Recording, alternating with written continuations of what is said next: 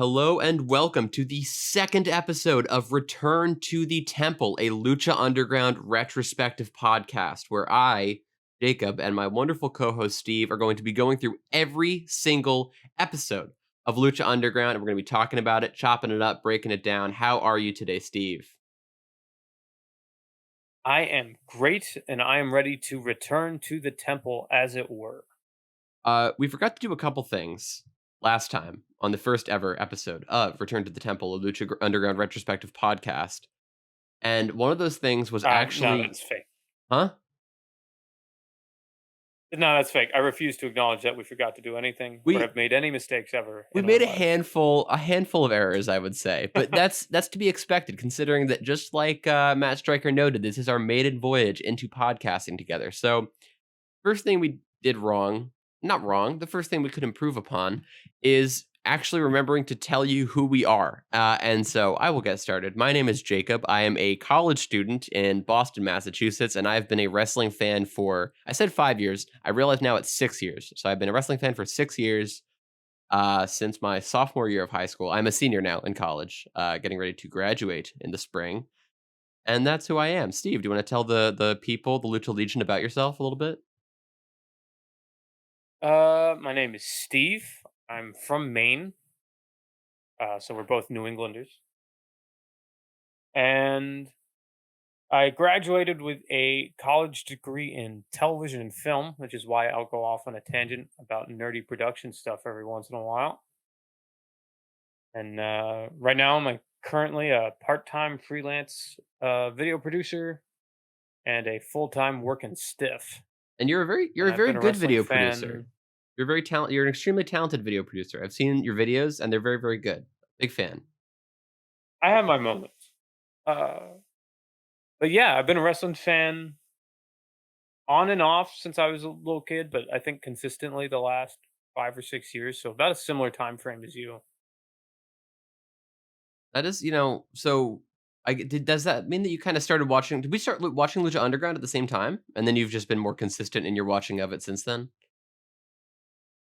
I think I actually started later than you, but just watched the whole thing through I don't even know why didn't I because I finish didn't the whole start it thing? when it started. I started it after the first 3 seasons had already aired. I don't think when did they put it on Netflix initially? Did they put the whole thing on Netflix or did they put like the first 2 seasons on Netflix? Because that's like I don't know why I wouldn't have watched the whole thing, you know what I mean? I feel like I must have watched everything that was on there. Uh, I don't remember. My This is brain was telling me something that they added it between 3 and 4, but, this is a Googleable thing that we could do, but I was thinking, yeah, if we did our research, like people that actually knew what they were doing, we would have this information already. But we're not here to talk about the minute timeline details of when Lucha Underground was on Netflix. We're here to talk about Lucha Underground itself because we have just watched episode 2 of Lucha Underground, episode 2, season 1, I should mention, Los Demonios. Demonios. I'm not actually. That's one word that I'm not 100% sure how to say well. Um, where we got here? Do you want to jump into it, or do you want to do any more excellent introduction, which I've been enjoying very, very much since I forced you to do it? I will jump into it by recapping their excellent introduction. It starts off with a montage recap of the previous episode. It's pretty standard, but I wanted to mention it because it's narrated by Matt Stryker, who's recording audio specifically for this recap. Last week on Lucha Underground, etc., which I don't feel like is a regular thing. Well, we will We'll we have will to come see to how that find out. goes. Yeah, exactly. I have one thing here, one note I think, about the recap. yeah. They cut your favorite line. Oh, they did. They did. They showed the Which line was my favorite Dario. line? You They gotta showed the remind me. Dario and Conan promo, and they had Dario's opening line, like, I'm so glad that you're here in Lucha Underground working for me. Oh yeah, 100% cut out Conan's. I don't know about that working for you shit. And I was like, "Ooh, Steve's gonna be mad about that." yeah. They cut a few more Conan lines. I think we'll have to, as this episode goes on, we'll get to that. It was, uh, it If was, anybody wants a teaser. it was a pretty scant recap, but pretty quickly we get launched into our opening promo, which we see the crew are in the ring. You could say maybe we don't really know. We don't have a great sense of time passage, aside from the fact that Matt Stryker Yeah. said last week. But because we ended with the Yeah. crew in the ring and we're starting with the crew in the ring, it kind of seems like they've just been standing there this whole time.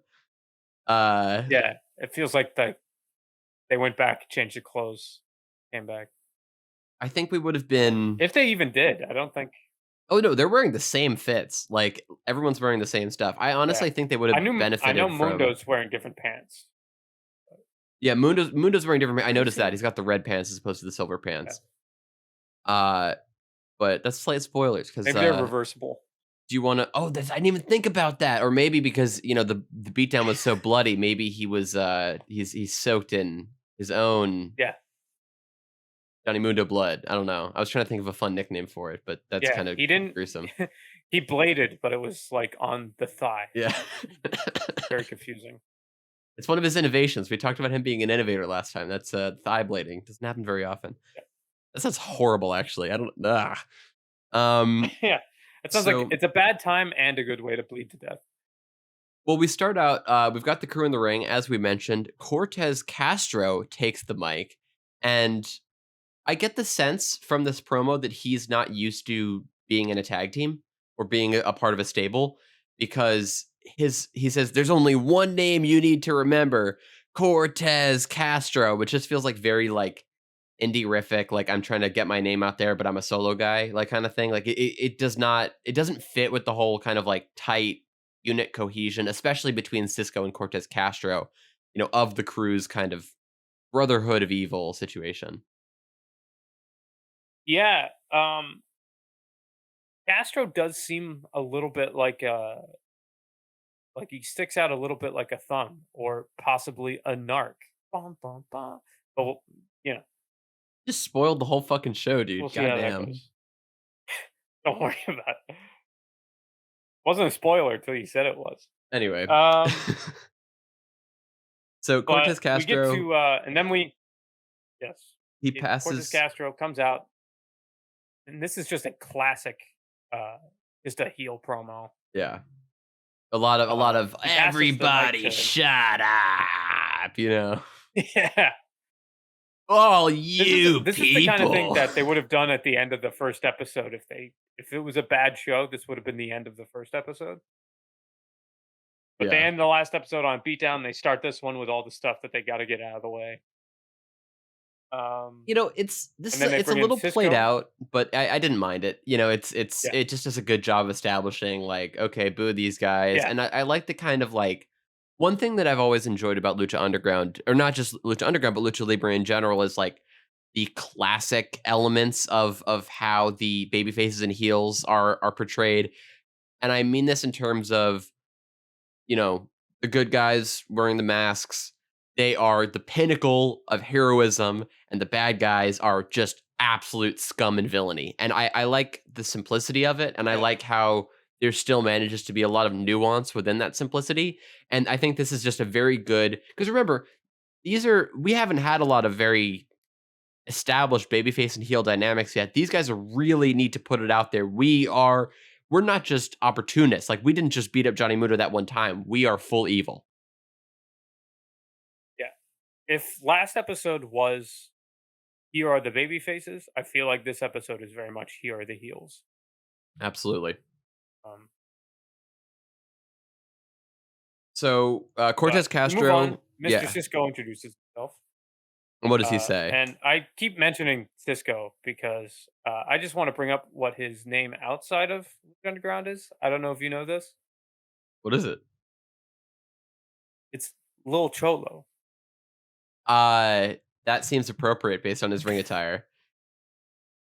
It's fantastic. We're gonna And the there's gonna most be more 2005 thing I've ever seen in my life. there's gonna be more Cisco talk later in the episode, later in this podcast.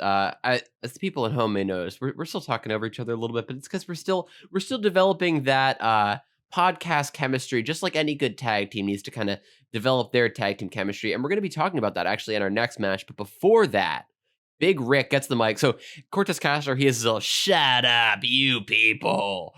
and he says, "There's only one name you need to know, and it's Cortez Castro." And then proceeds to allow the other members of his group to tell the audience of the other only names they need to know.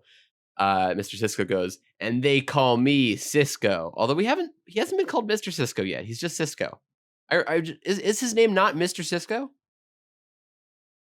I eventually it is. Maybe they call him Mr. Cisco ironically, and I we just never picked up on it. I was really like I thought he was gonna. When he grabbed the mic, I was like, and he's gonna say, "And you can call me Mr. Cisco," and then he just said Cisco, and I was like, "Oh, okay." Like Right. I'm guessing Matt Stryker probably did that because everyone else in the team has like Cortez Castro, Big Rick. No, he just has like he's just Cisco, so I think he Yeah. probably did that just to get a little bit of Yeah. syllogism in Could have there. just called him just Cisco. Like, That reminds me, this is a little bit of a tangent, but I had the WWE Encyclopedia thing, and there was a character who only appeared in promos called Just Joe. Do you know about this? no, I do not know about this. I know nothing about this. I only saw except for what I'm about to say. I only saw the short entry in the WWE Encyclopedia, and apparently it was this character who was in like a couple of promos or like a couple of like backstage packages. He would introduce himself as Just Joe, and then he would share some like juicy gossip or rumor that would incite a feud, and he did that like twice, and then didn't show up again. And that has always stuck with me. I've always like wondered like who was that guy? Like did that person go on to have any kind of career? Anyway, I might look them up later, but that's quite a tangent. The mic Probably goes to not, considering he was just Joe. well, didn't go to have on a he didn't go on to have a career in WWE, but who knows what he could have blown up and become. I mean, Colt Cabana was Yeah. Scotty Goldman in WWE, and now he's Colt fucking Cabana. So Big Rick gets the mic, and he Yeah. references kind of the ECW history that he has with Johnny Mundo, which I really appreciated. I was really curious how they were going to handle that, and he was like, "Johnny Mundo, you know my face, but now you know my name. It's Big Rick." Uh, and after Rick and the rest of the crew are done talking, what happens next?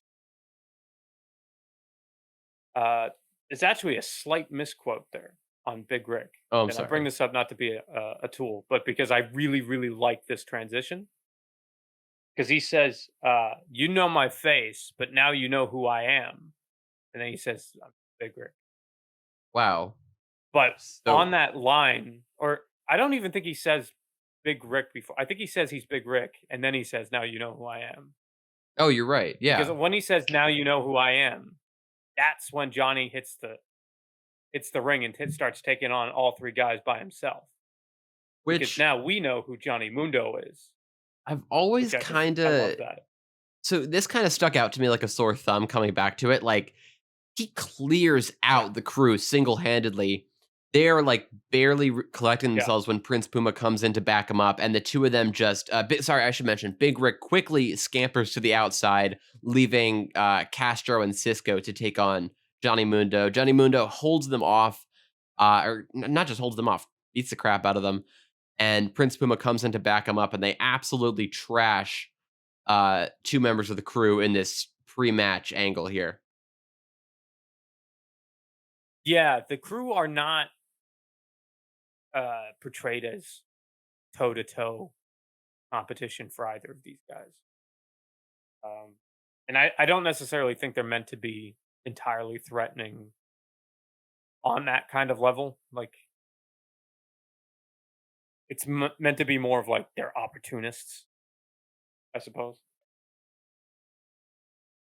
Yeah, it's like, it was a really jarring, yeah, I was I don't know. It just feels like this is kinda your big bad guy unit that you're kinda Yeah, introducing to start things off. I'm just trying to collect my thoughts there for a second, and I was just surprised by how dominant. I don't know if it's a bad thing or maybe just not what I'm used to, because yeah. that's the thing is, like, we've mentioned before, They Lucha did. Underground is very non-traditional. I'm not sure if this is, Yeah, like, a bad move or just an unexpected move, but Prince Puma and Johnny Mundo easily get the upper hand over the crew here. yes, definitely. That is something I want to highlight. I almost feel like Cisco and Castro are sort of their versions of like the Mighty Morphin Power Rangers putties. They're just sort of there to eat cool moves. Yeah. Whereas, Although they protect Big Rick a little bit. But then later on tonight too, there's another example where it feels like they're building up this monster, and then it doesn't quite work out as I would expect. I'm really excited to Um, talk about that. I mean, that was like something that my perception of that whole angle is just so different from how it actually unfolded. But we should mention, so Prince yeah, Puma and Mundo taking the boots to the crew. Dario Cueto comes out. Oh, such a pleasure to see him. The only time we actually get to see him this episode, really absolutely. unfortunately. And he comes out and he says, Oh yeah, I suppose that's true. "If you're going to beat up each other in my ring, let's make it official. Let's get a referee out here. We're gonna have a match." And uh, referee Rick Knox, once again, love Rick Knox, comes out ready to get things started. Yep. Vampiro says, "We're about to turn things up 100 million%." Uh, and I wanted to highlight that because we're gonna find, at least on one other occasion, that the number 100 million, known to most people.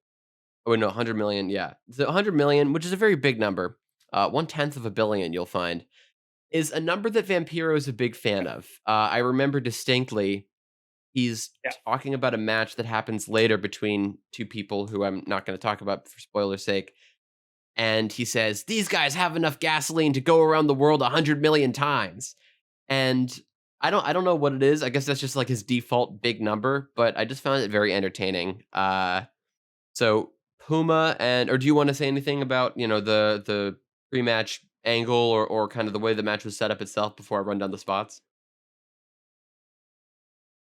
I think he covered all the bases. The novelty of this being the first example of Dario Cueto sticking his head out the office and going, "Okay, match now," is always the best. It's going to become a Lucha Underground staple in the future, and it's nice to see the origin.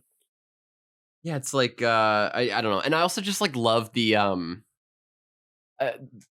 this is something that Lucha Underground gets a pass on. So one thing that WWE gets a lot of shtick for is that a lot of the matches that happen on any given show are made over the course of the night. This normally happens also with the main event, Yeah, like and the opening angle will usually set up what the main event is. And what this implies, since WWE is supposed to be a very structured wrestling show, is that they didn't have a main event yeah, going into the show to begin with. And I give Lucha Underground a pass on that kind of thing. Like, okay, let's have a match right now, because Lucha Underground in fiction is not a wrestling promotion, it's a fight club. So yeah. they definitely, the way they set it up gives them a pass to do this kind of thing. And it's a pass that I think they kind of abused, but that's all right. I don't mind. Uh, Yeah. so anything else to say about the angle itself, or do you want me to run into the spots?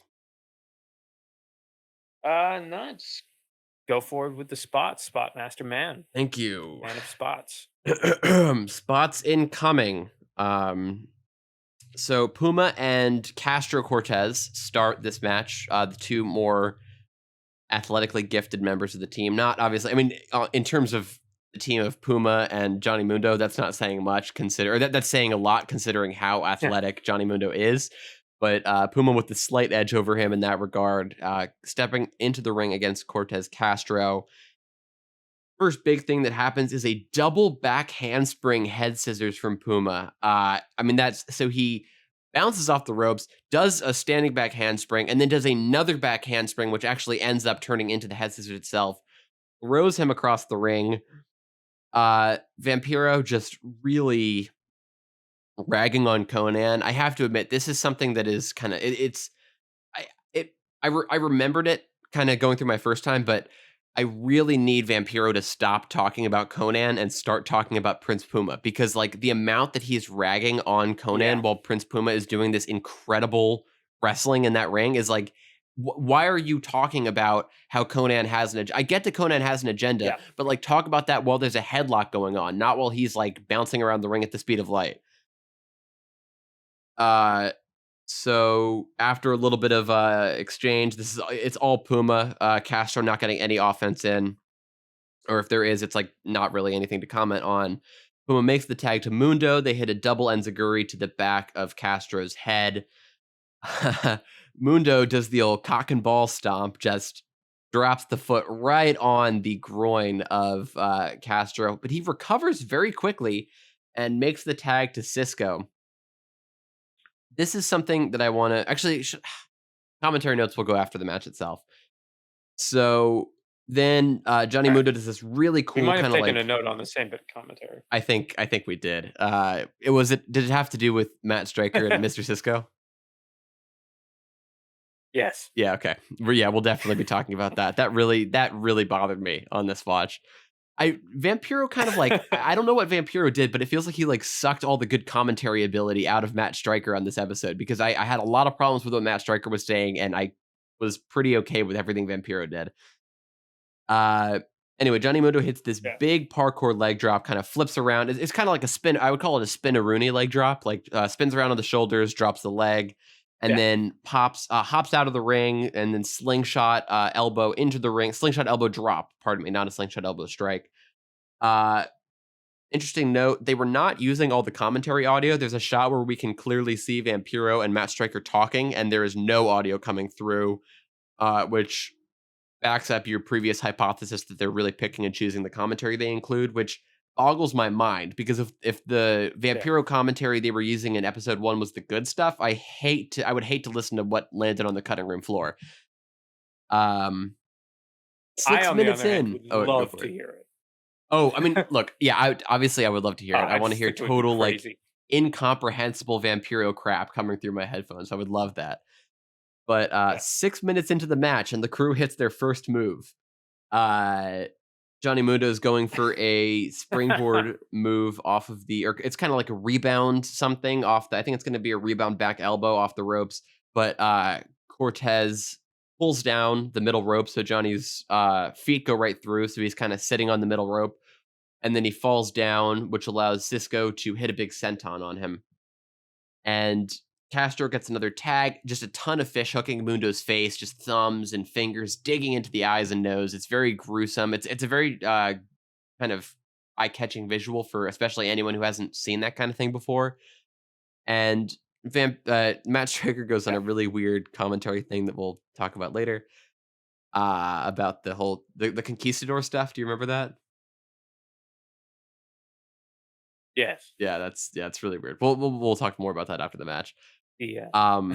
So it's very clear. One thing that I loved about this match is that there's a lot of, even though the crew are not really doing very much, it's clear that they're a much more accomplished tag team than Puma and Mundo. Like, even though Puma and Mundo can like take them both on individually, there's almost no tag team offense from Puma and Mundo together, while almost everything the crew does is a tandem effort, which I really like. Puma gets the hot tag from Mundo, comes into the ring, does that thing where like he throws Cisco into Castro in a way that like they're in a DDT position, that hits a neck breaker on Castro, which of course also brings Cisco down into a DDT.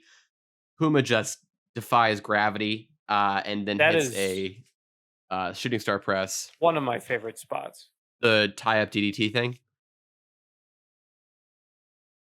I pop every time, except for, and not to date this podcast, but except for last weekend when Johnny Gargano did it. I got mad. But when Prince Puma does it, it's the best. I don't watch the Fed, so I wouldn't know. Fair enough. Then we get a nice sharp thrust kick from Castro, which leads into a big neck breaker from Mr. Cisco. Starting to get a little bit of momentum here as the crew, but it's quickly cut off when they go into they start setting up for the Shatter Machine, which they are calling the Psycho Realm. But Mundo pulls Castro onto the out of the ring, so they are not able to actually complete the move. Huge leaping cutter from Puma. Mundo hits the Revolution, but it's not enough to pin Mr. Cisco. He manages to roll away. So as Johnny Mundo is setting up for El Fin de Mundo, he rolls him up, gets the feet up on the ropes. But Mundo gets out after a little bit of shenanigans. They are able to hit Puma and Mundo. That is a double 450. So 450s onto each member of the team for a synchronized pinfall, giving their team the victory. And they have a nice friendship moment after the match. We see Big Rick very not happy, puffing on his cigar. What are your thoughts on this match before we dive into the commentary? You mentioned Big Rick, and I didn't mention this earlier in the match, but they set up Big Rick as this observer over the whole match. Strangely enough, he never threatens to interfere, but he's sitting on the steps of the temple and he's smoking a cigar. Really cool visual to have him sort of like as the overboss watching this go down. Except 100%. they refuse to show him in the same shot as the wrestling. Every time they cut to like the hard cam, you just see his like knees. Like it is infuriating because it's such a like just pull back a little bit and you'll have this great image and they just refuse to do it. Is it on Uh I don't wanna cast aspersions, but is it on the camera crew for, like, not changing the hard cam angle, or is it on Ezekiel Jackson for sitting too high up on the ring steps? if he sat too high, they probably would have been able to adjust it. I mean, I can't see what their camera setup is, but I imagine it's not 100% locked off. Um, and it also could have been like you could find the shot, like you could have one of the handheld guys catch something similar if you can't get it on hard cam. Yeah. But the fact that you completely forget he's there and then he doesn't really play into the end of it at all, because usually when they do that, where they try to avoid a manager or somebody, it's to try to make you forget that they're there so they can interfere as a surprise. Yeah. But that doesn't seem to have been the case with this one. It was very puzzling. That is definitely an issue. I saw the same thing, the whole time I was like, "I wanna see more Big Rick," and that's just because the visual of him with that cigar is so striking and just so excellent. They really figured out, what I like is that they don't give him any, like, excessive I don't know what the term is. I guess, like, not too much, like, excessive costuming. Like, when you see Big Rick, it's all about, he speaks for himself in terms of his size, in terms of, like, how dominant he looks. Yeah. It's, it's just great, and seeing him with that cigar, he really gives off that big, great, crime boss vibe, which is the intent, and I like that. Yes. Should we Uh, hit on the commentary, or do you wanna say anything more about the match? so the commentary, I only have one note here, and it's in quotes, and all it says is three words. And you guess the three words. Is it prison shower style? It is. Give this man his money. Jesus. Uh, yeah, that was horrific. So, just to recap exactly what we're talking about, when Mr. Cisco first gets the tag, Matt Stryker on commentary goes, I'm trying to make a choice here because I don't want to get canceled. So we're gonna do it this way. I'm just Yeah. gonna describe what happened as opposed to actually recreating it. So Matt Stryker goes, I was talking to Mr. Cisco earlier today, and I asked him, how should I describe your style? And Mr. Cisco goes, just call it prison. He says, and he told me, just call it prison shower style homes. And of course, Matt Stryker furnishes us with an excellent accent. Uh, and by Yeah. excellent, I mean problematic, to kind of drive home the street thuggery of Mr. Cisco. And I found this very uncomfortable to listen to. And let's break down the phrase prison shower style. What is Mr. Cisco like? I am aware of the narratives around prison showers. Is that what Matt Stryker is trying to imply here? That like Mr. Cisco is going to sexually assault the other members of like the I was match? I'm going to choose to believe he means giving, Okay. 'Cause which weirdly in this case is the more acceptable answer. yeah. I, The nice thing to say. I didn't like that at all. I did not enjoy that call. I I If there is remember a hearing judgment it. on Striker, yeah. Yeah, it was just yeah, super weird. If there is a judgment on Striker, it is that he goes a little bit hard in the paint sometimes, as far as like what I could refer to as shock commentary. Yes, 100%. Uh, and Uh, One thing that I want to commend them on, and I feel like this kind of falls off a little bit, with the exception of one thing that we'll talk about later, is kind of their consistency in regards to like the Aztec roots of Lucha Underground. So they talk about specifically Cortez Castro, and they note that Cortez is the name of a conquistador who came to Mexico from Spain. And Matt Stryker kind of says to Vampiro, is that does that hold any significance? And Vampiro is like, oh yeah, that's super bad because no one likes conquistadors. I'm like, okay, sweet, anti-imperialist Lucha Underground, very based. I love to hear it. Yeah. I don't know. It just kind of it did stick out to me. I'm not sure if it was like the message was good, the execution was sloppy. You know what I mean? I suppose I kind of didn't bump up against that line very much because it just reminded me a lot of the comments about Dario being Spanish, Yeah. I just where feel it was yeah. just like something that almost feels like they added off the cuff and didn't really put that much thought into it. I guess my issue Um, is less like with the like I don't have an issue with the content. I think that it's like a good thing to mention. I think it's cool and it kind of continues those narratives of like the heroes yeah, or like the true baby faces being, these representatives of Mexican culture and the villains having like a colonizer aspect to them. I appreciate that. I guess more in like the delivery of the line, it seemed very relaxed. And when we were already kind of pretty far into a relatively heated match, I guess the tone of the line itself just, yeah, in my opinion, didn't really fit what was going on at the time. But that's quite a bit of a nitpick. Uh, so that's kind of how the match went yeah. It's a little down. bit. How many mascaras would you give it out of 5? Uh, I would say that's a good rating system. You keep that. Thank you. I came up with it just now. I actually really enjoyed this match when I watched it through the first time. I've seen the episode twice. Once last week and then again today. Um, I really enjoyed that they were just like, "Hey, you want to see the two top guys in the company just go nuts for 10 minutes?" Go crazy, Yeah, go stupid. great way to open a show. I would say 3.5 mascaras out of Cinco mascaras. I'm gonna have to go with a flat trace mascaras here. I liked the match. I liked, obviously big dominant match for the baby faces. But as you mentioned, the execution of kind of Big Rick feeling a little bit like an afterthought. And also, in my opinion, Cortez Yeah, Castro, who I think is a very capable wrestler, should have just gotten a little bit more in this match. And yeah. I was pretty sad that he got like 3 moves this whole match, which was really unfortunate. Oh, crap.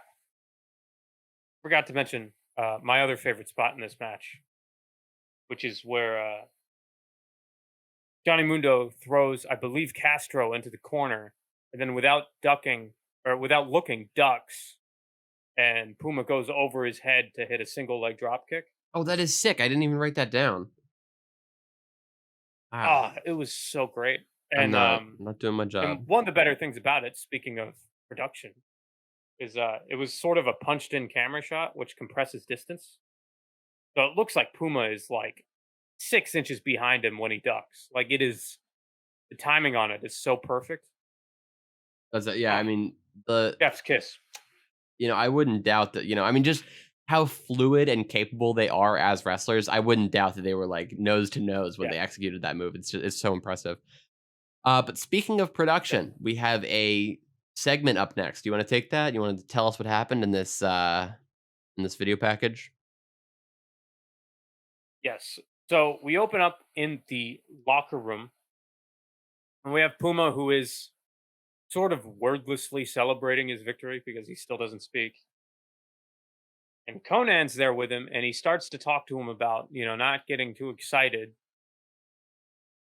And mentioned earlier that they may have cut Conan, and this is the segment I was talking about because it is edited to like 7 ways to Sunday. Um, you get a lot of really important lines from Conan that his face isn't on screen because presumably he's in a different position than he was when they originally filmed it. They cut him like walking across the room doesn't happen. He's just there. Um, and it's kind of interesting that they're setting him up narratively as like the like grumpy parent to Puma that doesn't want to let him hang out with his cool friend Johnny Mundo. He, he tells him like Johnny Mundo ain't your friend. He doesn't want what you want. I'm the only friend you have in this business. And so And I want to comment on that real quick, if that's all right. yeah, So we get, time after time, this continued hate on Conan from Vampiro. But Conan's yeah, right. I mean, like, I'm not gonna spoil too much, but like as events play out, we go on to see that Conan basically is the only person that Prince Puma can trust. That continues to prove itself to be true time and time yeah, again. So it's like, he seems like grumpy old man, but he's yeah, actually right. yeah. I uh, think that might be intentional. I think this because he is like so harsh. And there's another thing they add into the promo where you get a lot of shots that are of Conan lecturing Puma that are through this like dirty mirror. yeah, And it's like this idea, it's like this inverted, like duplicitous reflection kind of vibe that you get from it. yeah, very And artistic. it gives it like this voyeuristic feel, like you're catching something you're not supposed to catch. And and I think the idea is that like and not to imply that Vampiro doesn't need to tone down the Conan hate, but it almost feels like they're trying to set him up as a red herring heel turn Yeah. for another one that might happen. Well, one thing that I really Um, enjoy about this whole thing is I really feel that Prince Puma does a great job of communicating that, like, oh, come on, Dad, I want to hang out with cool Uncle Johnny. And it's like, he's gonna teach me how to skateboard. yeah, and he's got cool abs. Everything he does somehow in slow motion. Yeah, Like I don't really know how it works, but yeah. yeah, it's fantastic. And See his hair? oh god, I mean, we could talk for a long time about how attractive John Morrison is. But, I mean, Yeah, it it shouldn't be was allowed. I agree that it was, a great package, really set up things excellently, and we go straight from that into another video package. Do you wanna talk about that one as well? Yes, this one is really weird as well for a different reason. Uh, so there's a couple things about this. This is the only video package I can remember Oh, wait, sorry, I don't mean to cut you off, but there's that. one thing that I just wanna preface with. Yeah, So, Matt Striker go for does it. kind of set us up to bat with this one where he's like, "Let's take a look at the mysterious Mil Muertes," and so that we know that this is about, the 1,000 deaths person that was teased in the last episode. That's the only thing that I wanted to mention. Yes, We and that is actually exactly what I was talking about. Oh, okay. Actually, Yeah, alright, well, go because for it I'm then. pretty sure I don't know if I've ever seen them lead into a video package before where the commentators go and let's take a look at this guy. Like I don't know if that's ever happened. I have to admit, Um, it seems I know it happened in the last episode with them talking about, Prince Puma, they did the same thing for him, and I seem to remember it happening did they? again at some other point, so maybe that just stuck with me, or maybe I'm just totally wrong and I have a It's just mistaken memory of it, but this didn't strike me as odd, like, it just seemed like a thing that I'm relatively used to, okay. especially for characters that don't talk too Um, much. yeah. The other thing about this package is it told us literally nothing about Mil Muertes Yeah. other than his name. And I think there's a reason for this. I think the reason is because they want to establish. We hear how would you describe the voice? Um, Reading from a script? I don't know. Fair enough. I'm not big on Katrina as an actor. Yeah. Okay. I was I'm gonna big go on with Katrina sensuous, but that also applies. I'm big on Katrina in other ways, but not necessarily as an actor. But we will get to I that. Yeah. um yeah, but I think this was just to sort of preface that Mil Muertes has an association with this sort of otherworldly female voice With the serious babe. because she shows up later with very little context. Yeah. And I think that's just to tell this package is solely to tell the audience that she's associated with Mil Muertes.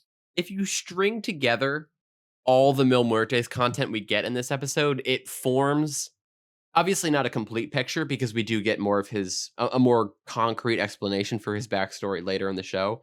But I would say it Yeah. sets it's if we only got the match or we only got the first video package or we only got the second video package, I don't think it would be satisfactory enough to hook us on him as a character. I think the three of them together provide enough context for who Mil Muertes is that it kind of hooks us on wanting to see him and wanting to know more. Yeah. But so we Yeah. have So it does feel like they sort of parsed out the information throughout all. so what does Katrina actually say in this video package? To be honest with you, the note I have written down here is tells us almost nothing. Yeah, it's a From lot what I of remember, she goes in and she says, uh, "There's one thing that awaits every man, or there's one certain destiny for every man, no matter how strong." And she says, "1,000 deaths is coming." And you get a bunch of like B movie horror shots of like an empty gym slash ring area, and then you get Mil Muertes sort of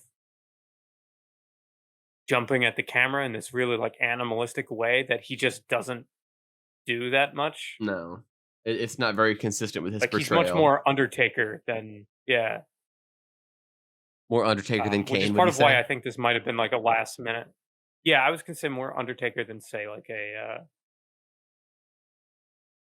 Leviathan from. I don't know why that's the first thing that popped in my head. I don't know who that is, so Batista in like FCW oh, see, I or don't whatever that. no clue. Never Yeah, seen any FCW. Um, oh, I'm very you excited to call talk about yourself a the wrestling next fan. match. So, yeah, I mean, we'll get more context about Mil Muertes and Katrina as the episode continues, but going on to our next match, we have Son of Havoc and Ivelisse in the ring. And sorry, we have Son of Havoc in the ring, who we've met last episode, and we have a new figure alongside him, Yes. Ivelisse, which means that we have gone 2 for 2 with the women that I'm infatuated with here in Lucha Underground, appearing in this episode. Yeah. Uh, so we've got, yeah, the two of them, and Not 3 for 3, huh? Not no, are you saying that? Well, actually, I'm Sexy Star is one thing, but we'll talk about.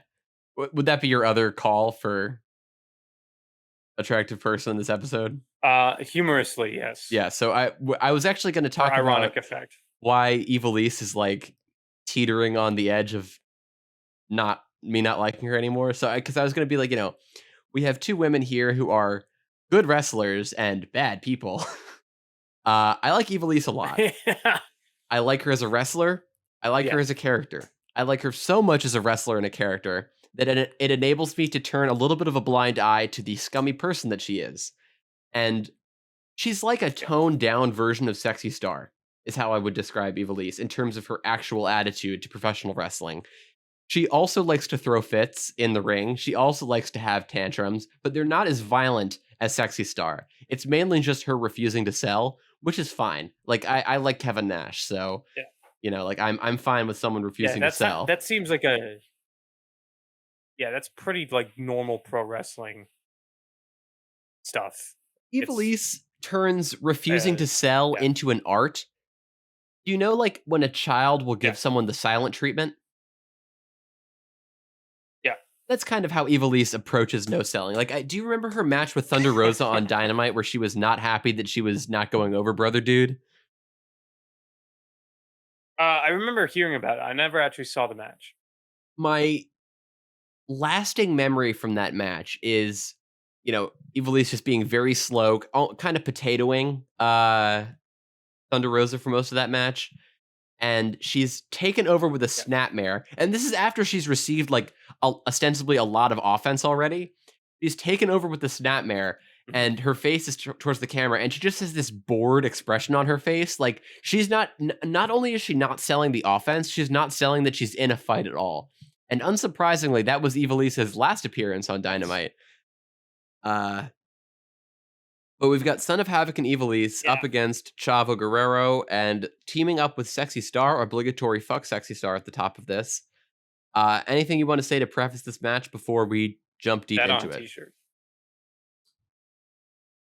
Uh Nothing in particular.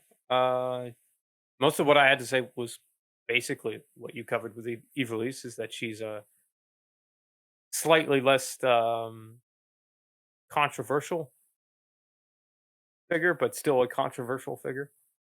Yeah, but she's But I still enjoy her matches, me too. and I think her character work in Lucha Underground's great.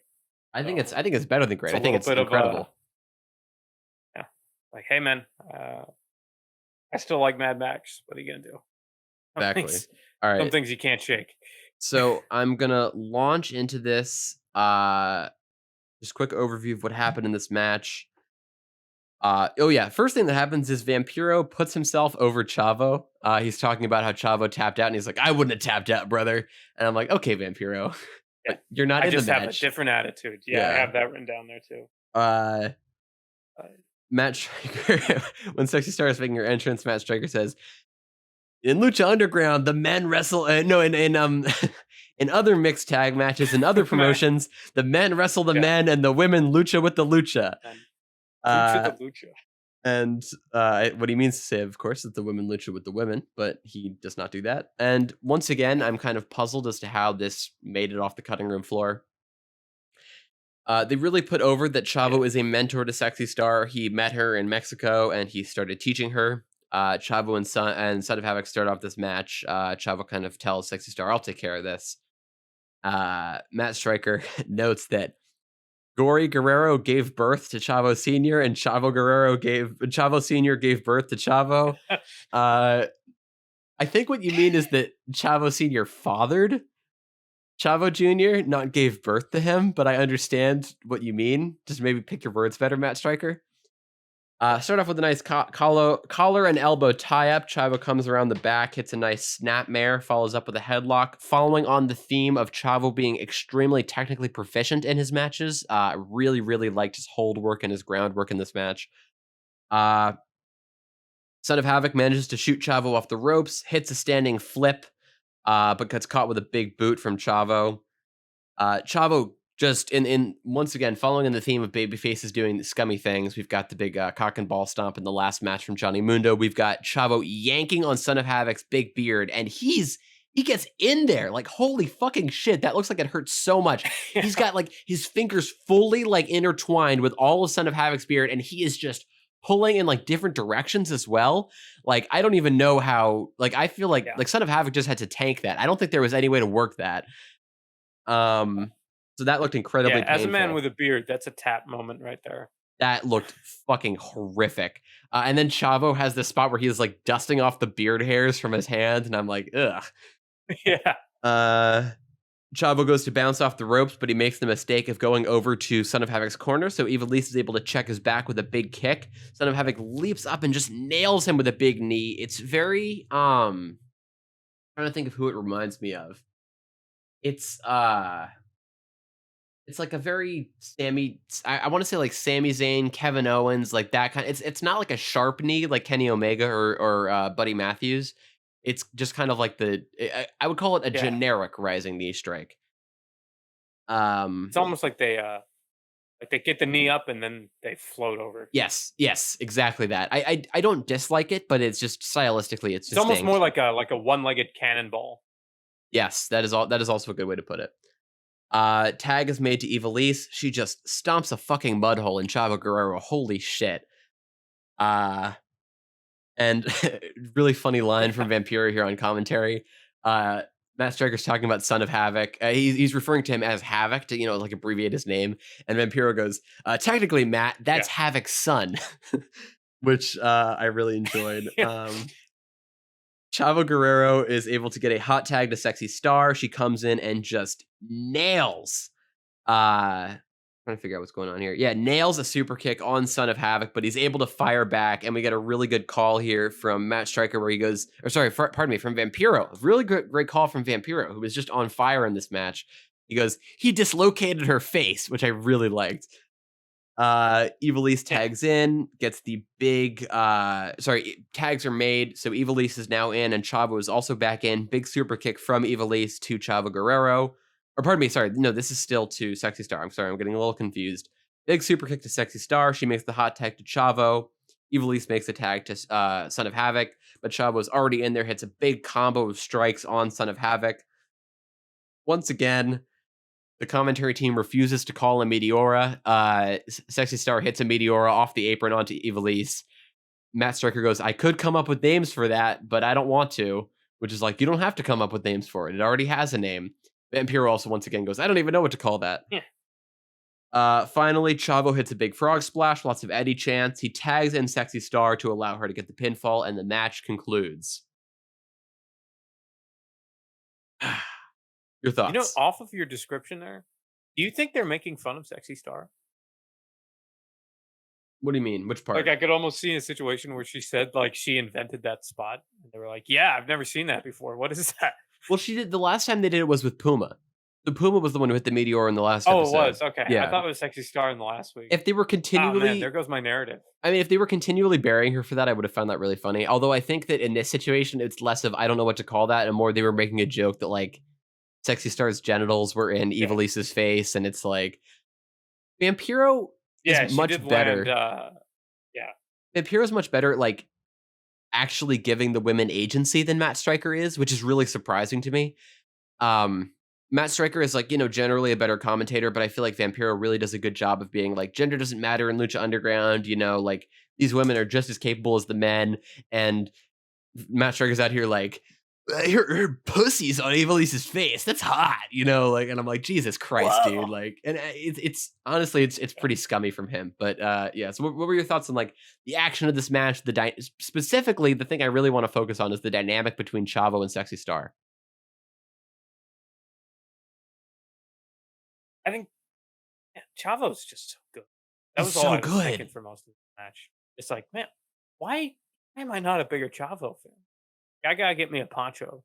Like, His gear is so good. I really, really am a huge fan of his gear. yeah, And I mentioned that in the last episode, but really real they do simple, and you get it immediately. 100%. And they do a great job of really making an emphasis of the fact that he respects Sexy Star. He appreciates her. He respects her as an athlete. There's a lot of Yeah, times where, he makes the tag out to her not out of desperation, but because he like thinks that she can handle the situation better than he can.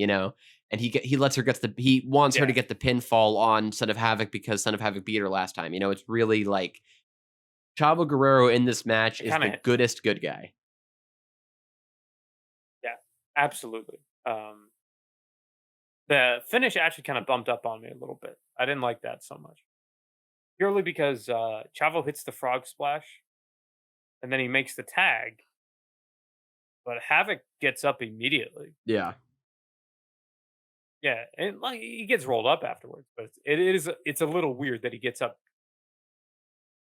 just to get rolled up. Or I think she hits like a sunset flip, maybe. Yeah, it's kind of like a sunset flip code red kind of situation, and she's able to get the pin off of Yeah, that. But if I was it's a minor gripe, but it was one that kind of stuck me at the end for a match I liked pretty solid.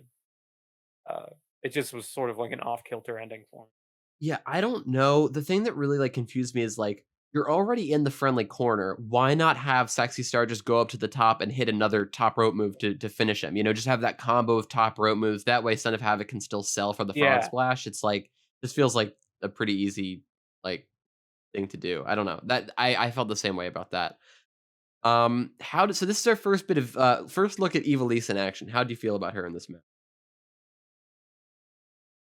she was very good. There was one spot where she took down, or no, Sexy Star took her down, and they ended up in this like weird, um, like their heads were sort of like against each other. They were both facing up I on the know what you're mat, talking about. and I it looked think like Ivelisse was trying to go for like an arm triangle choke or a Darce choke, maybe. I And I then it just sort distinctly of remember cuts that. to a different angle, and they're a completely different position. Yeah, I'm So pretty I don't know if there sure. was just some weird thing that they got rid of or what that was. I'm wondering if that's a little bit of Ivelisse syndrome going on here, like Ivelisse not selling. I don't know, some kind of whenever there's a miscommunication in a Yeah, match with Ivelisse, I generally blame it on Ivelisse trying to get her shit in. Uh, yeah. I mean, it is Ivelisse and Sexy Star, so it's a little bit of a yeah. Um, I oof. I feel really Who's to bad say? about like I feel bad about like putting it like that because like it's unfortunate that the Yeah, most notorious no sellers are the only two women that we've seen so far. I wish that we had like, don't worry, there'll be plenty of shitty guys that we'll yeah, get to talk about later, and some great women as well. yeah, But unfortunately, at this point, it's only this. yeah. It is what it is. But in general, I liked it. Evelise didn't have as much character stuff as I thought she. It I Um, actually I felt differently. I thought that her character came across really well. There was, I can think of at least 4 instances where she was distinctly giving orders to Son of Havoc, which, sets up a dynamic that continues to really flower as the show goes yeah, on. Look at me, I'm such a poet. Did you hear that? I I said think flower. yeah, it was a good one. Thank you. I think you get it, particularly obviously in retrospect. Yeah. You think Nice, that it wasn't focused but on enough? Like, it was present, but it wasn't central. yeah, it was just like yeah. For example, like in the last episode, you got that bit with Son of Havoc saying, like, "I'm not gonna wrestle a woman." Or, I think they alter Matt Cross's voice. Spoilers for the identity of Son of Havoc, by the way. Um, but yeah, just it's weird that Evilise will eventually become sort of the mouthpiece of Son of Havoc and to be announced. But it is a little strange that she didn't get a little bit of time to emote.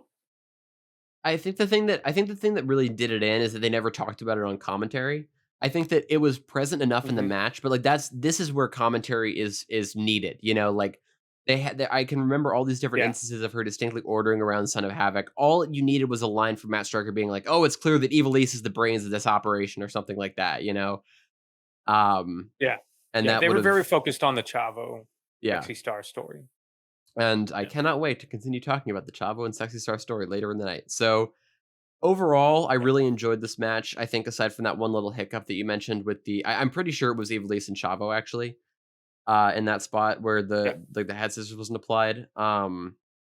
Because that was at the same point where Ivelisse had gotten in the like that was pretty early to her getting into the actual match, and Matt Striker was putting over her like MMA background or something like that. Uh, yeah. but overall, I would give this match 3.5 out of 5 mascaras or Trace E. I forgot how to say a half in Spanish. Uh, yeah, I'm not sure how to decimalize or fractionalize. And When I get to that point in my Duolingo curriculum, I will update you. yeah, we'll have to Google it. But I guess we'll switch because last episode was I put 3.5, you put 3. So this one you put 3.5. I'll go with 3 mascaras. All right. Um. So what do we have next after this? I'm looking here. Yeah. Okay. So now it's back to Package City. Uh. I'm very excited for you to talk about this one. We've got the Blue Demon and Katrina package. Tell me about that. Yeah. We have the debut of the Katrina character on screen. And this is also the like I feel like this episode they're really these next 2 packages. This one's more I think of a what we would conventionally refer to as a segment than a video Yes. package as compared to the next one because it's just a character interaction. So I Trina enters. yeah. Okay, go for it. Well, I was really curious. I want you to. This is one of those times where I really want you to break down the cinematography. Tell me what you think of the cinematography on Okay. Katrina entering the segment here. Where's the camera Well, focused? uh, I'll give the audience a hint. It's not the eyes, although it is easy on the eyes. I'll be honest with you. I don't remember which body part, but I remember it's a body part. So, in Uh, her, I would say actually in the vast majority of all of her appearances in this episode, we've got a pretty steady yeah, titty cam going on, and I am not thrilled yeah, about it. I mean, like, it's just like it gets really excessive. I would say in this package, particularly, it's not that bad because it's the first time. You know, they're like keeping her face a mystery and stuff, Yeah. but until she actually shows up. But as the night goes on, it becomes very clear that this is a very calculated and specific choice, and it's one that I cannot endorse. Well, we're gonna have to sort of bump up on this one because I endorse it, Okay, I and mean, not because I'm just horny, but because this is what Lucha Underground is emulating, is this sort of grungy grindhouse style of filmmaking. yeah, I know what you mean, and Like, it you know, is I guess I would supposed to feel be, and her character is the mistress of death. no, you're Like, right. she is. The You have characters like, I didn't mention it, like, but there was several times in the, if you watch, like, the Ivelisse Sexy Star match back, there's various times where Ivelisse, uh, moves her back to the camera and they immediately cut because they're trying to keep it a little bit, tasteful. They don't do it all the time, but they do it enough where I noticed it. no, I know what you mean, and the With this character, I feel like that's just a thing about this character, the same way that focusing on Johnny's abs is a thing about his character. I don't think that's. you know, I will relent here. So I think that I Yeah, would I guess I was just kind of, you know, my fragile sensibilities were offended. But now that I think about it a little bit more, you know, like she's not, because I was thinking about it more like it's not a very Lucha Underground in this example not doing a very good job of like presenting that kind of like equal opportunity thing that they're pushing. And then I remembered that of course Katrina not really a wrestler. So I don't, now that you mentioned that, of course, I don't yeah, really have as much of a problem with it. I mean, there's no I mean, yeah, they do the same thing with Johnny Mundo. You know, he's there to be a hot dude. yeah, And they do the same thing later, of course, yeah. with someone that I'm not gonna enjoy talking about. Uh but Yeah, it's gonna get rough when we get to those phases. yeah, Uh, ugh, okay, yeah. So yeah, we'll talk about that when it comes. I don't want to. But I we'll keep it vague for the audience because we'll clarify when that happens. But yeah, so tell me more about this actual interaction between Blue Demon and Katrina. so this is gonna become sort of like the template for all Katrina segments. This one's actually a little bit more drawn out than most of them, and a lot less literal. Like, we'll see later on, they get super. Uh, I'll explain what that is when we get to it in like 107 episodes. But Trina shows up and she's just this presence. She's moving in the background. Blue Demon's warming up. He clearly doesn't know what to do for warm up, so he's just kind of shaking a little bit Yeah, and that stood out to me as bouncing around well. for the camera. And closes the distance, and she's right behind him. He feels her presence. He turns around, and she's gone. She's not there. Turns around again, and he jumps in surprise. But then we cut to over his shoulder, and she steps out of the shadows at that moment. So I he jumps in surprise when she's still in the shadows. She's in the shadows, but you know, she's still visible, like to him. You know, like if you're in that room, Yeah, I suppose. I'll buy that. I'm willing to suspend my disbelief for that. I agree that, you know, she's not I was expecting her to be Yeah, right in front of him, but you know, he was just looking yeah, there and all of a sudden there is a silhouette yeah. there, you know. I love the fact that we have this uh, very supernatural, atmospheric video segment, and there's a guy named Blue Demon Junior involved in it, and he's not the spooky one. Yeah. like, like he's just the dude, like in a mask. So what is But so she basically just says Mill's gonna fucking kill you, and then she does the thing. And what is the yeah. thing with Katrina? So Katrina's thing, because by the way, I actually heard this. She was on a different podcast, uh, and she was talking. I don't remember the name of it. It was like the Lucha Underground after show. I remember, but she's talking about the lick was her idea because originally Really? it was supposed to just be the death of the kiss of death, right? Oh, so she would have done a little smooch And she on the was like, cheek. yeah, and she was like, well, what if I just licked him? And they were like, "Yeah, all right." Yeah, no one argued. No one argued with the licking And now she idea. has to lick everything and everybody for like 4 seasons. Like, she really screwed herself over on that one.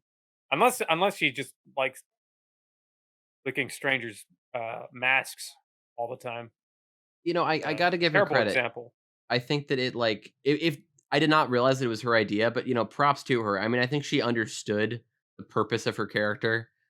And she does a pretty good Yeah. job. I think she seems a lot less wooden in this than she was when she was just clearly reading the lines off the script for the previous promo. Yeah. And I think she does just Yeah. a good I think job, it's of being mystical and threatening and yeah. mysterious. So, I do think it's sort of an intentional woodedness to her performance. I think she's also aware of the kind of thing that they're trying to emulate as far as genre is concerned. And I think she's trying to sort of be that, you know, B movie Saturday night horror person. I mean, yeah, it is definitely very campy, but in a Uh, very enjoyable way. And yes, we will get more Katrina a little bit later, but we have a new video package to talk about. She basically says Mill's gonna kill you. That's the end. Like some. Then we get to see Puma yeah, training. Right, what that's happens most of there? Katrina's interactions. The Puma's training, it's kind of a rehash, I feel like. Yeah, Uh, Conan is just talking about how great this Puma kid is and how hard he's training and all this stuff and how he's going to be the greatest. But what it says isn't that really nothing to write home about.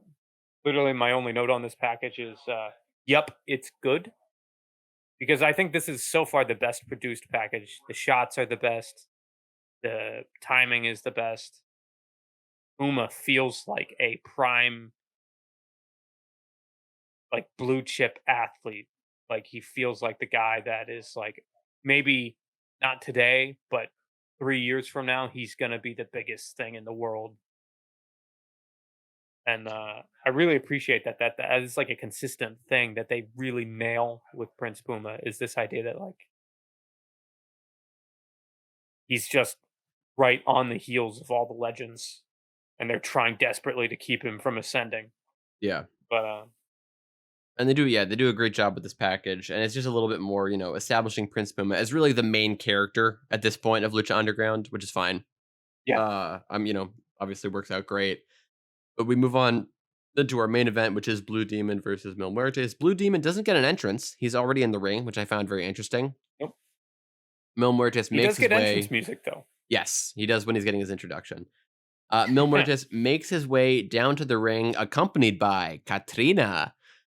Um, And holy shit, they kind of teased it in the video package, but the camera crew, Matt Stryker especially, everyone's horny for Katrina. She's wearing a new Yeah. dress. Uh, and the previous one was a very low cut dress. This one, even more so. And she spends most of her time in this match bent Oh, forward over the apron. And we get a lot of shots of that. And yeah. it's just this is the Katrina's titties and also Mil Muertes match. Um, so Yeah. Katrina makes her way to the And ring. Mil the most and Muertes, also Mil Muertes. yes. Mil Muertes has got his awesome entrance attire on. This is the first example, aside from Johnny Mundo, of someone who really has like entrance attire with like capital letters. Like Chavo has the poncho. Prince Puma doesn't have anything. Who am I thinking of? That's kind of everything. Um, Did Puma come out? Did Puma come out with the Jaguar head last week? no, he has not done that yet. I think he does that for the first time in the Cuerno feud. Because That that's makes or right sense. before the Cuerno feud, because that's when Cuerno like steals the head because it's his whole yeah. Yeah. But anyway, that comes later. We'll talk a lot about Kid Cuerno when that happens. Actually, that's actually kind of appropriate because his name means horn, and we're talking about Katrina, so it works very nicely.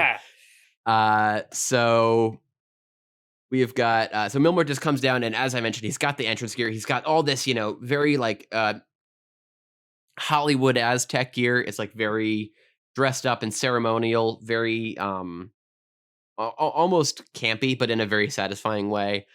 Katrina undoes all of Yeah. the various attire that he's got going on, leaving him in just his incredible mask and his cool tights.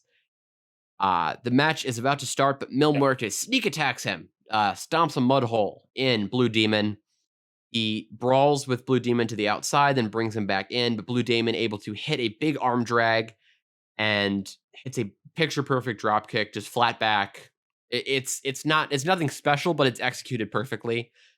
Blue Demon gets distracted by Katrina because he's Yeah. horny, which allows Mill to recover and punch him in the head.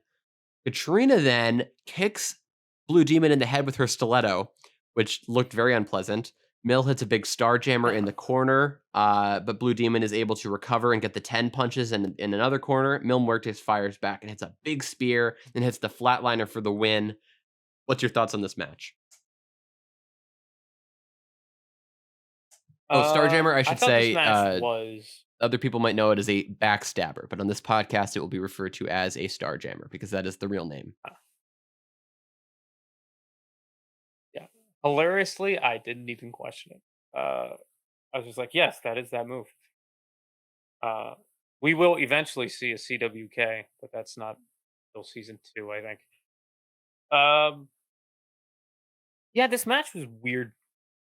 It was really weird that you introduced a giant monster heel and he had to basically get a girlfriend distraction. Like it was very weird.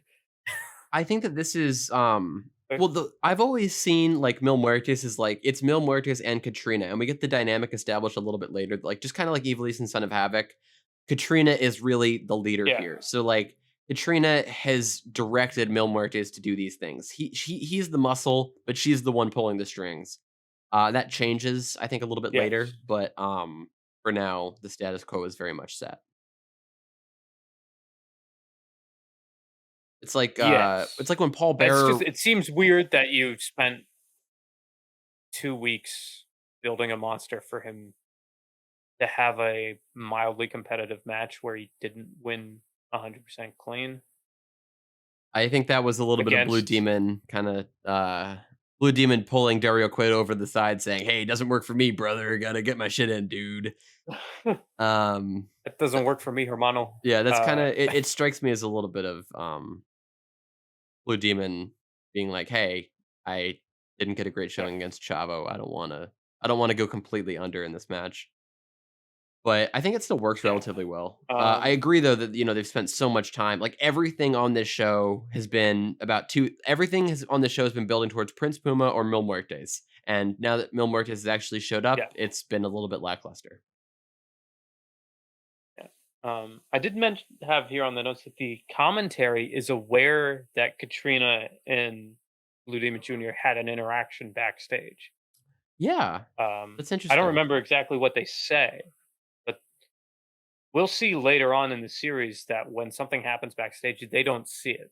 So, for instance, when if say hypothetically, if Dario Cueto says, "I'm going to add you to this match," and you're going to debut, the commentary will still act surprised when that debut happens. Yeah, the internal logic Which of I Lucha always think is a Underground great, yeah, has yet to be worked out a little bit. yeah, But I fortunately, you said you don't remember exactly what they say. I do remember exactly what they say.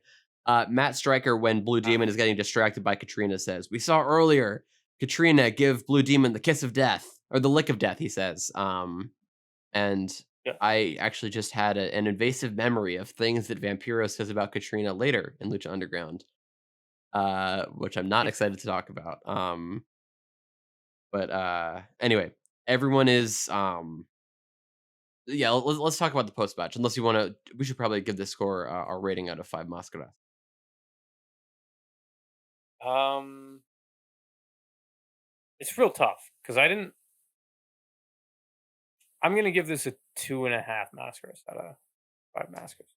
That is generous, but I think I will do the same thing. I gotta say, Blue Demon Yeah. is, I tend to be pretty lenient with my mask distribution. I That's gonna be a theme that we find. I just want to like, I have a hard time like really scoring this because if I'm being objective, I should give it like 1.5, but and that's just Yeah. because Blue Demon is just not good. But the things that he does do are good. It's just that he can't do very much at all, and he really should not be in the ring. Um, I don't know. I don't know if that's like a controversial opinion. I don't think that he's. I think that it's clear that he has a lot of wrestling intelligence, but at this point, maybe not so much wrestling ability. You know what I mean? So I'm gonna Yeah, give with it me generally, I'm gonna give it dos máscaras out of 5. So tell me what you're thinking generally. okay, yeah. So I'm thinking generally for my system, if a match does its job, I'm not gonna give it too low of a score. Yeah, I get that. So theoretically, for instance, I'm a big Goldberg mark, as you will inevitably hear a lot about as we go forth with the show, even though he never appears on it.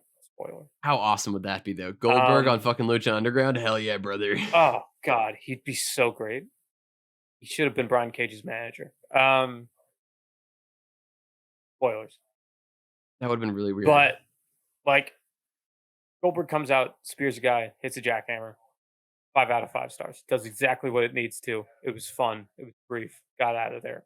Like I don't need. I don't judge every match on the same scale. Yeah, Makes it really difficult to score some things. But so you mentioned like, wanting to score something generously if it does what it's supposed to do. I don't think this did what it was supposed to do. So, and I think that the fact that it was Blue Demon on the other side of the ring is what made that happen. And so I understand what they were trying to do is put yeah, Mil that's fair. Muertes over a big legend in the form of Blue Demon. I honestly think they should have Yeah, sacrificed some of that legend appeal to put him against someone who can actually move. The benefit of seeing Goldberg come in there, hit the spear, hit the jackhammer, is that he does it on someone that he can toss around the ring like an empty tracksuit. Mil Muertes can't do that to Blue yeah, Demon because Blue Demon is not mobile enough to take bumps like that. Honestly, I yeah, would have rather seen him against someone like Famous B in this situation, even though that wouldn't have like the stakes would have been so low, but it would have been so satisfying to like watch him throw him around like that because Famous B can bump. Famous B can bump better than Blue Demon, and that's yeah. so that would have been better. The reason why I mentioned Famous B is not just because I love him, but also because he appears in a little bit. Should we talk about the post match?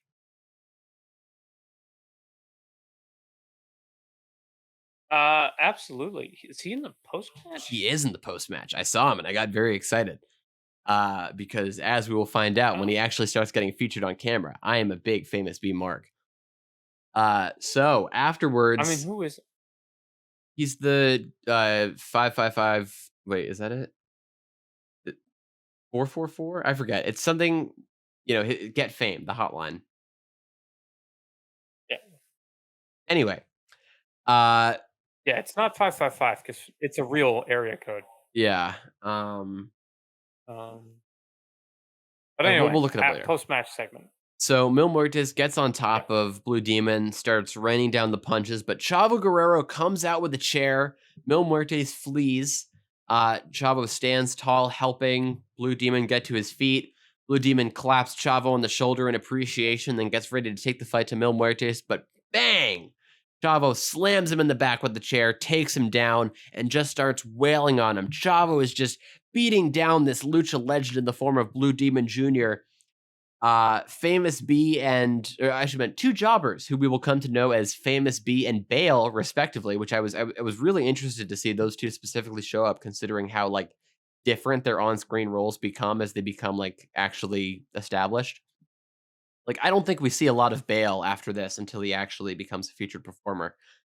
yeah. But Famous B and Bale come out, See, they it's get I didn't recognize either of them. I was really curious because when I have the advanced knowledge of who all the jobbers actually are. Uh, so Famous B and Bale come out. They get Yeah, absolutely goofed with the chair. Sexy Star comes out and she says, Chavo, what are you doing? Please don't hurt Blue Demon anymore. And Chavo goes, Mi familia es numero uno. And she goes, please, please, please. And Chavo goes, oh, okay. And Sexy Star goes, oh, thank goodness. And then he goes, ha, just kidding, stupid. And he goofs her with the chair as well. Chavo sits down in the chair as Blue Demon gets taken out by paramedics. yeah, He laughs in a very unconvincing way that seems very, very forced and dumb and bad, and I hate it. But the yeah. segment itself does a very good job of establishing you can't trust a Guerrero brother. And Vampiro puts himself over as being like, Yeah. I would never do this. I'm a good wrestler, and if I was allowed to, I would go beat up Chavo right now. Yeah. Um, Thoughts on this Yeah. segment? I am not sure how I feel about it considering the match that we had earlier. So I kind of it's a big turn. It's a full 180. I would say that there Although were it is like I hinted would go at so far as to call last it like week. a 270 because I mean Chavo went from tweener to face. Like he Yeah. was tweener last week and then he went to face this week and then he went Yeah. all the way back to heel in the same night. So it was like it was not quite the big show 360, but it was close. It was a full 270. Yeah. I think I've to again this really worked for me. I really liked this segment. Um Partially because just the shot of Chavo doing the kneeling taunt while there's 7 bodies in the ring around him. Like that just image just like stuck in my head like glue. And I was like, hey, why is Chavo not like the biggest star in the world? Like, oh my God. Like like how did I miss this for like all 1700 times I've seen Lucha Underground? But although I did think it was funny when he was doing a little tug of war with the medics. Didn't seem to be sure what was they were supposed to do. Yeah, they were kind of like, I guess we'll let you beat up this Are injured we person and we're not gonna get in the way at all. yeah, yeah. Or like, do we get in the are we supposed to try to stop you? Are we supposed to cower in fear? What do we do? Like, The most interesting element of it for me um, was that, like, after 2 weeks of building up Mil Muertes, we get Chavo Guerrero standing tall at the end of the episode. It's just I don't think it's not bad, but it's definitely unexpected. yeah, it sort of comes out of nowhere. Um, I think for the record, I think down the line they make a real point to sort of soft reboot Mil Muertes because I think they recognize that this is not like the greatest launch. Um, Does he appear next week, or do we have to wait another week to get another Mil Muertes match? I guess we'll find out I'm not soon. sure. Yeah. See, I usually binge watch these things, so all the episodes blur together pretty solid. Yeah. Um, Um, yeah, I mean, very interesting post-match angle. What would you give the whole yeah. show, if we were rating it out of 5 Mascaras? Well, I really liked the first tag match. Uh, Pretty solid on the second one. Third match, not so much. So we have like literally the most average score of matches you could possibly have. Felt the same way. I felt like it was a little bit of a come down Yeah. from last week, especially after that killer main event. But I still liked it Yeah. as a show. I think I would give it a solid 2.5, or maybe actually I'll say 3. I'll bump it up to 3 because we got the good video packages. Yeah, I'm gonna say I almost want to do 3 1/4, but I feel like breaking it up into quarters is just too much. I'm gonna give it 3 mascaras as well, purely because I thought all the video packages were pretty solid, even with a shocking lack of Dario Cueto. Yeah, I'm hoping we get to see more of him. Well, we will see more of him next week. I know that for a fact because he's in the thumbnail.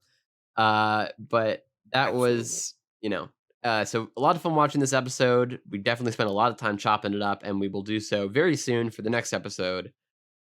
Thank you and adios.